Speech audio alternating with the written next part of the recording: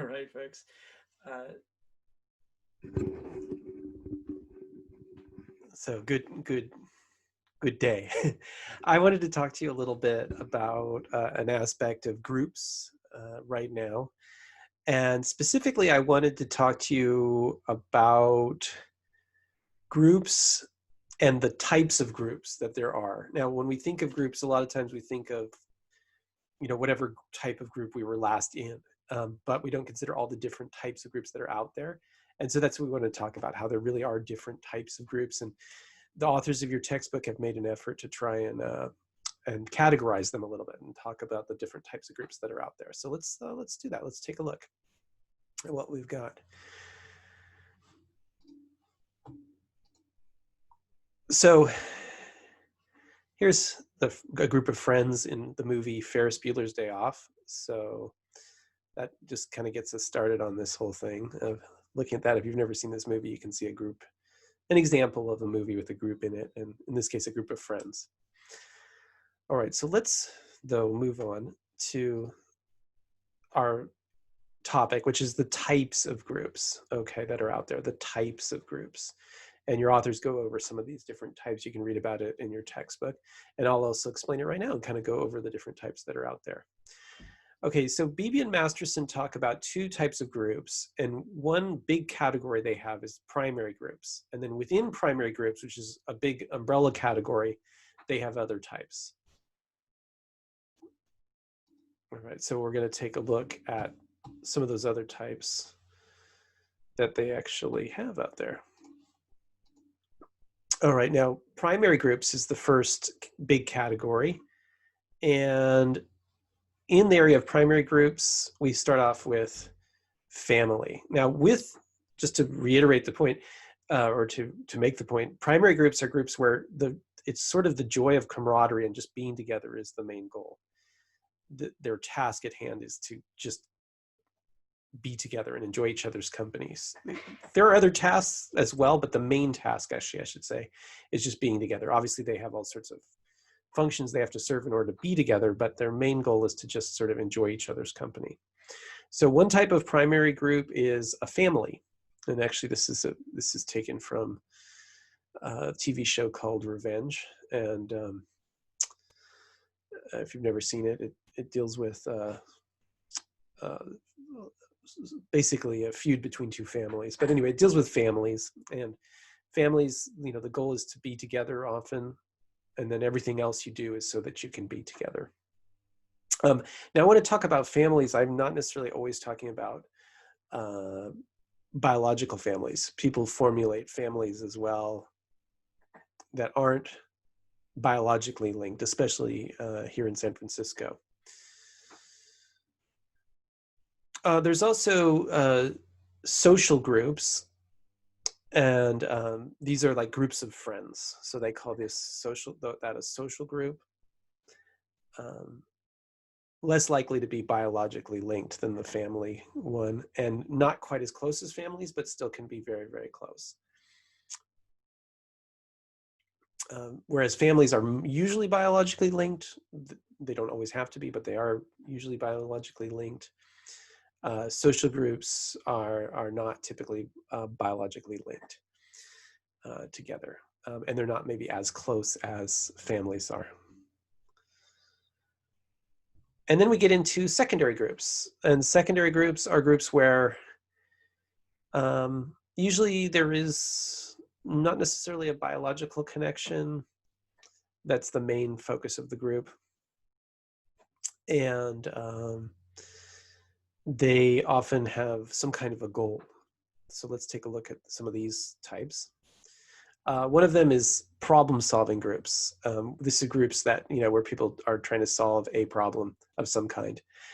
And so that problem could be like solving a mystery. So if you ever watched the TV show Riverdale, they're often solving mysteries. And so that's the kind of group that's out there. And they try to solve mysteries. They're also a group of friends, but their primary, the focus anyway, and for this, a lot of the time is the friendships there, yes, but then there's also the solving the mysteries. Or overcoming evil sometimes. Another like problem-solving group, like if you watch The Breakfast Club, which we'll be watching in this class, the teacher gives them an essay to write. So the problem is that they have to solve is figuring out who they are, because that's the problem he gives them to work on. A lot of times sports can be thought of as a problem. And in this case, the problem that they have to solve is how to win the game. So that would be, how to go about that. So it's not like problem solving in that traditional sense of like when we think of problem solving, like how are we going to stop graffiti or whatever, but that type of thing. So even playing a game like a sports game can be a problem solving situation. Work groups are often problem solving groups. So here we have a scene from The Devil Wears Prada where they have to work together on the topic of fashion. So the next category they have here within secondary groups is decision-making groups. These are groups that have to decide among a list of choices. And so, for example, if you're in a department and they have to, buy some new instruments for the students in the music department, and they have a limited amount of funding, you might have to choose which one we need the most among the instruments that are available here among all these different string instruments. Or it might be even something like deciding what toppings to put on a pizza. That's something where there can be a decision-making thing. Now, choosing a topping for a pizza, if you can only afford one more topping, which one are you going to pick? We also have study groups, where you work together to study for example, a test. That could be a type of group. And that can be a type of group as well. If you ever get together with some friends and study for a test or something like that, that would be something that would be a type of group that's out there. Therapy groups are groups where people actually, this is where the task is to figure out yourself and to get better, especially if you're suffering from some kind of addiction or some past trauma. So therapy groups are groups where people kind of work on themselves and use the group to find out more about themselves. This is where it is kind of very good to talk about your personal life, because that's really kind of the point.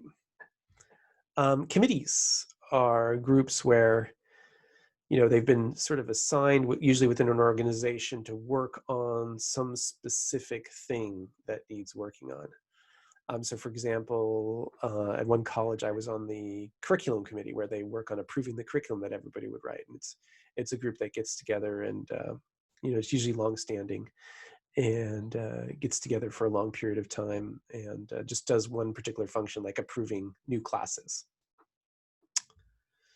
A focus group is often a type of group that's out there. This is where they have a new product and they need to try it out a lot of times, or just get people's opinion.